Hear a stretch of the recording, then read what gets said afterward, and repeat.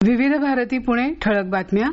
केंद्र सरकारनं यावर्षी 31 ऑक्टोबरपर्यंत विशिष्ट अटींच्या अधीन राहून 10 लाख मेट्रिक टन कच्च्या साखरेच्या शुल्कमुक्त आयातीला परवानगी दिली आहे.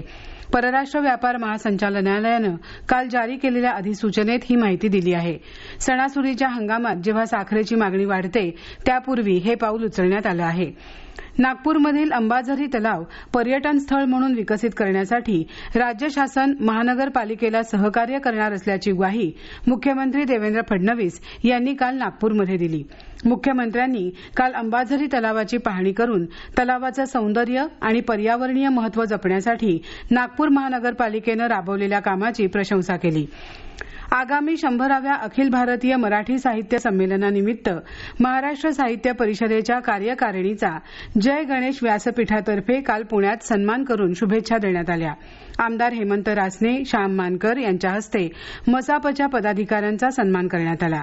या प्रसंगी मसापचे अध्यक्ष योगेश सोमण, प्रमुख कार्यवाह डॉ. स्वाती महाळंक, कोषाध्यक्ष प्रदीप निफाडकर आणि अन्य मान्यवर उपस्थित होते.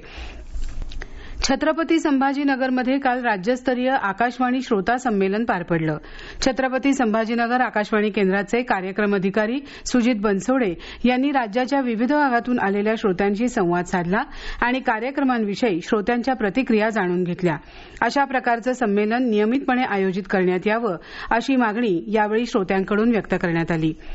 पुणे जिल्ह्यातील पिंपळवंडीमध्ये बालिकेवर झालेल्या अत्याचार आणि हत्येच्या घटनेच्या निषेधार्थ काल रात्री ग्रामस्थांतर्फे मूक मोर्चा आणि शोकसभा आयोजित करण्यात आली होती.